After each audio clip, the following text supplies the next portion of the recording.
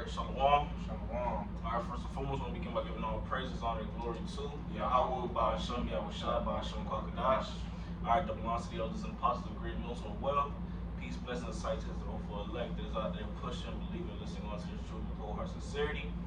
Alright, with brothers from the GMS Salt, GMS West Palm Beach camp, brother Yatazak and brother Yashikar.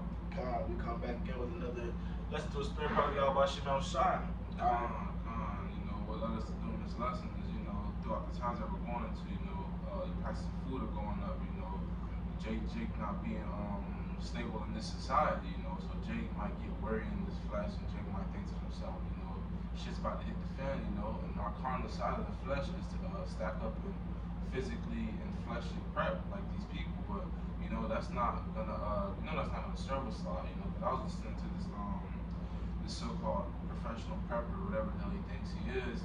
He was saying something to the means of he's the only one that's prepping in his neighborhood, and like some people in his neighborhood heard him prepping, and he was like telling people that if you're prepping, just keep it to yourself and don't mind nobody else's business. And it's like, man, that just goes to show, man, don't put up your treasures where thieves can steal or moth can corrupt or it can rust, roughly paraphrasing, So, in the times to come, man, the Lord's gonna take care of his servants, man. We gotta endure to the end, man. So we be fed, man. Because these people that have things stocked up, man, it's nothing for the Lord to make it rot. It's nothing for the Lord to have locusts, come against your gardens, or thieves come take that shit, or here you are, you saving up shit, for your family, and you pass away, or y'all gotta move to a different household, and y'all can't leave with all those damn goods. Opening up with the book of Isaiah, chapter 65, verse 12. Therefore will I number you to the sword, and ye shall all bow down to the slaughter, because when I called you, ye did not answer. This is 2/3 of our people, man, because we know the rest of the 17 nations are, we're not dealing with them, man. They're going to be caught up anyways, and they're going to change. So these are people who are rebellious, man. When I spake, you did not hear. When the men of the Lord speak on the highways and byways, when we do these lessons through the spirit and power of the Lord, there's only begotten Son, Yahweh Ba'Shem Yahushua, they'll swipe away. But did evil before mine eyes, and did choose that wherein I delighted not. So they put their feet in all manners of wickedness, mischiefs, wayward self, blasphemy. Verse 13, therefore thus saith the Lord, Yahweh, behold, my servants shall eat, but ye shall be hungry.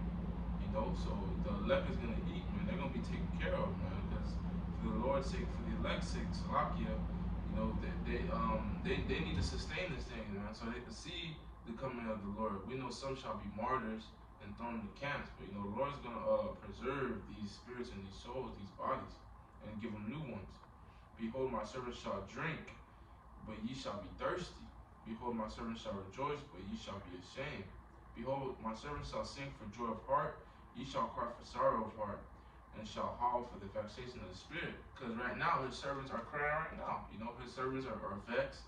His servants are already going through this. So, you can't win on both sides, man. You got to take an L, man. So, you can't just win. You got something out. Come on, man. Like the brother was saying, man. Like if you like to eat, you better serve Yahweh Ba'Shem Yahushua, man. Because as we get closer and closer to these times, like the brother said earlier, man, you're seeing a decrease, right, in food, man. Right? There's a lack of food. You go to various grocery stores. Shit, you even go to gas stations, man. Right?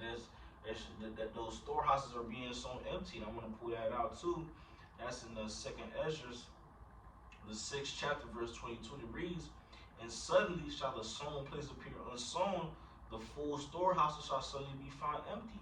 So your Walmarts, your grocery stores, your corner stores, gas stations, all those places, right, they're going to be found empty with no food, man, right? People are going to be looting it, right? So it's going to be a lack of food, but like the brother pulled out, man, the servants of Yahweh Ba'Shem Yahushua are going to be the ones that's fed and kept in those times.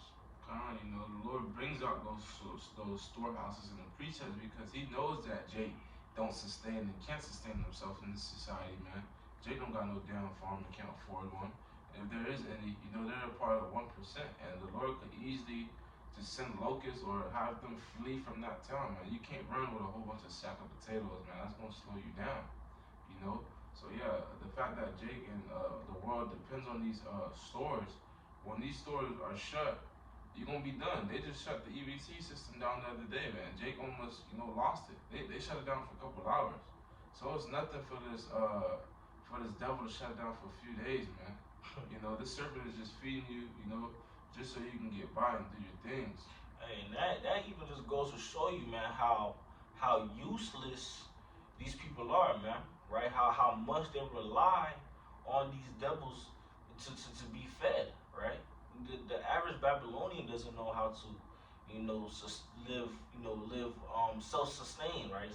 Self-sustain themselves. They don't know how to live off of crops, grow plants, herd the cattle and so forth, man. They go to, these devils for the want of all things, right? So that just go to show you, man, let those devils pull that plug.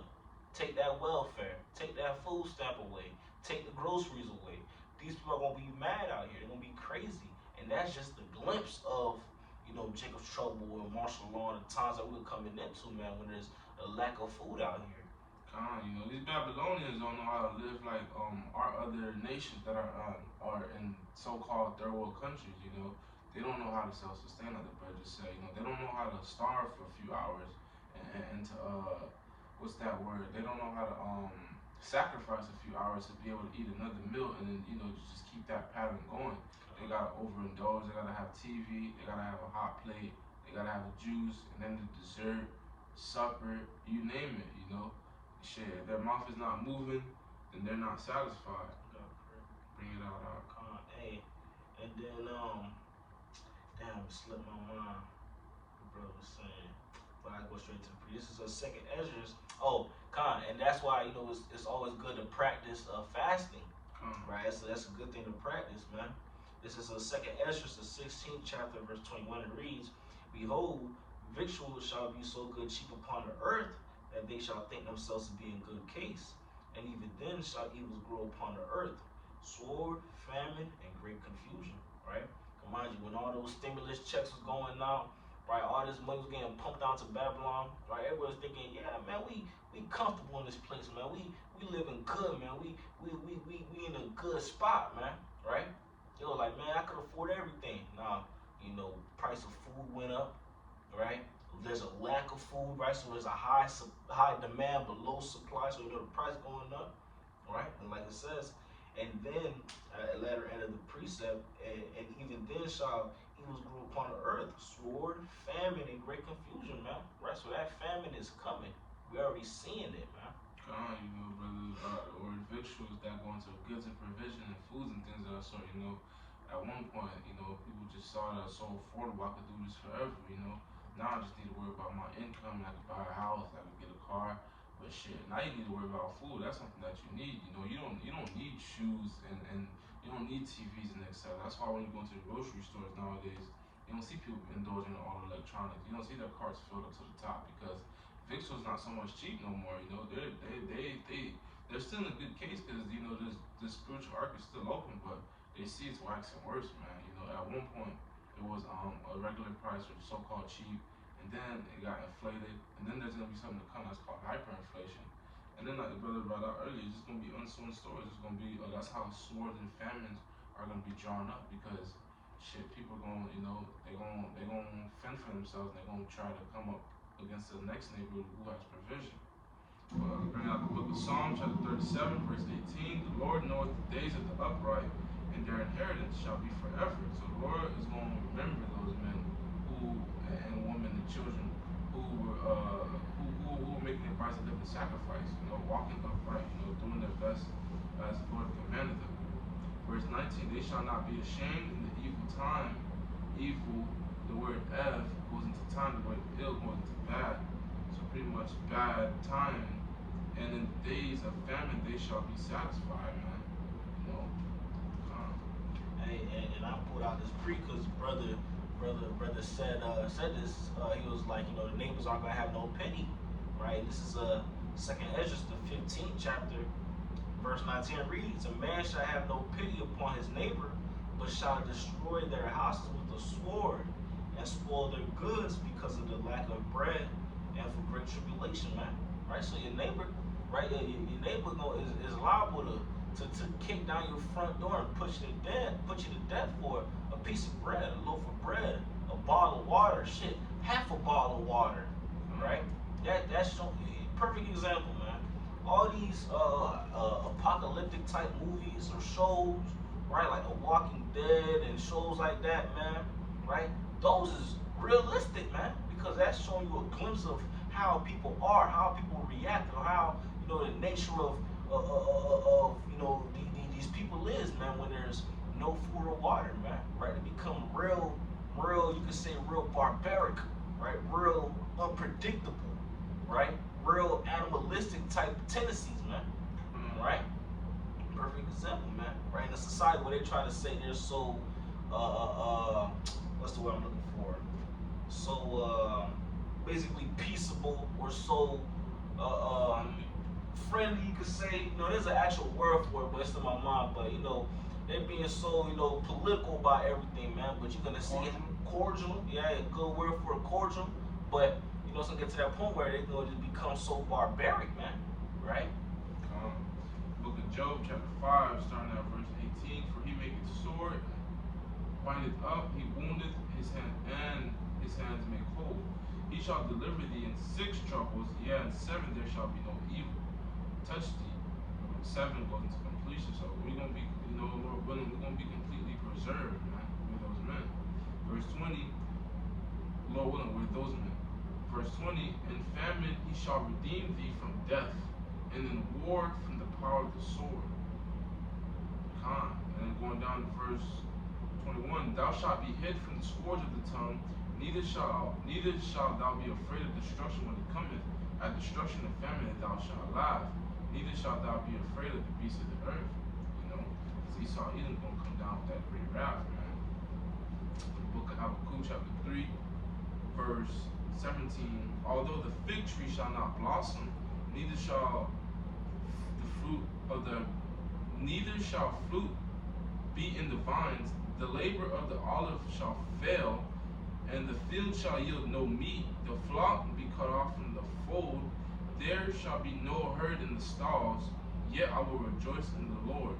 I will joy in the power of my salvation. The Lord, the power is my strength, and he will make my feet like hinds feet, and he will make me to walk upon my anger in high places, to the chief singer upon string instruments. So in other words, we're going, even when we're starving for a couple of days or a couple of hours, whatever time it may be, the Lord's gonna have a spirit on us that's so strong and faithful unto him, man. We're gonna be giving him glory in the bad times and in the good, man. Our feet are gonna be fastened like hinds feet to the ground. So we're gonna be stable, man. Because wisdom and knowledge is gonna be a stability in the times to come, and that's what we have through the fear of the Lord. Hey, you liable. I remember, brothers was talking about this a while back, man. But you liable to be, in Jacob's trouble, right? An angel could bring you some water, right? And that water could sustain you for weeks, right? You could just have 1 cup of that water, that sustain you for weeks. Shit, that water could sustain you for all the Jacob's trouble, right? So that just goes to show you, man. That faith, man, right? This knowledge and wisdom of these scriptures, man. Right, that's like the brother said, knowledge shall be a stability at times, man. Right, so we got to, have that faith and just, continue doing the will of Yahweh Shema Shalom. Lord willing, we are a part of that number to be kept and fed and receive that drink in these times, right, that we're getting ready to enter into. Hey, but just quick, let's do a spirit prayer, Yahweh Shema Shalom. All right, Lord willing, this was edifying to the elect of Israel. And with that being said, we'll give all praises, honor, and glory to Yahweh, Ba'ashem, Yahweh Shai, Ba'ashem, Kakadash. All right, belongs to the others and apostles of great millstone, wealth, peace, blessing, and citation over for elect. This is out there pushing, laboring, believing, listening on to the truth with our sincerity.